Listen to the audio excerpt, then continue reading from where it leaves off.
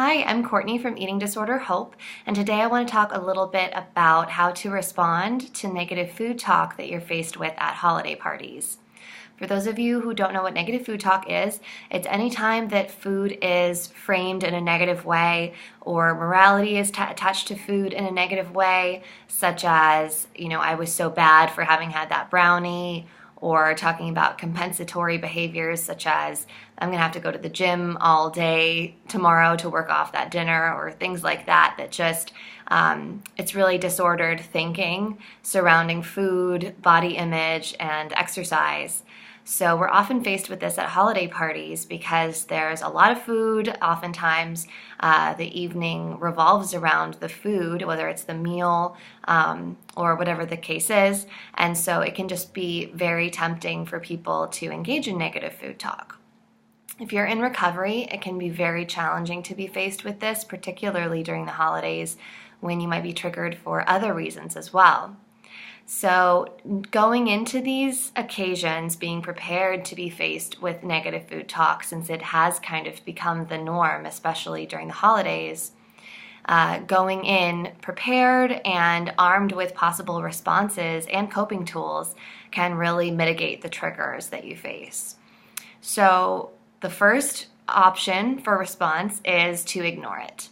Since it is becoming normalized to talk about food in a disordered way, just letting it roll off your back is a really good option if it's possible for you to just kind of either tune it out or change the subject, things like that, and just don't let it get to you is ideal. Obviously, that's not always an option, especially if you're earlier on in recovery. That might just not be possible.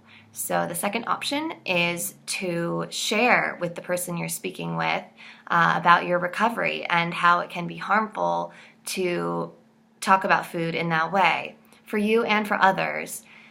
Taking it kind of as a teachable moment in a respectful way can maybe even improve your relationship with that person, particularly if it is a loved one.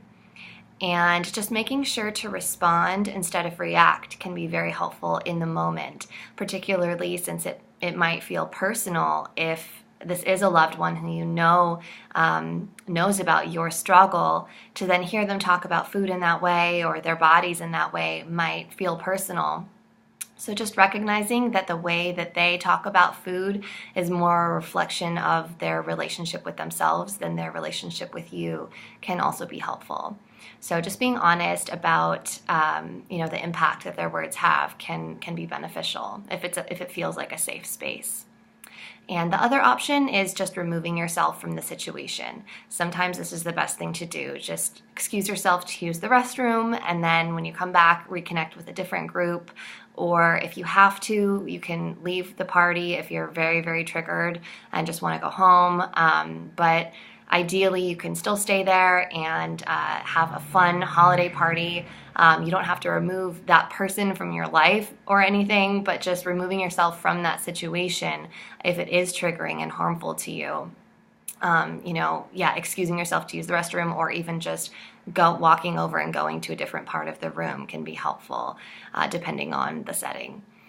So those are just a few possible options, but we'd love to hear your thoughts on what has been helpful for you in the past. So comment below and let us know. And we're all wishing you a happy and healthy holiday season. Thanks so much.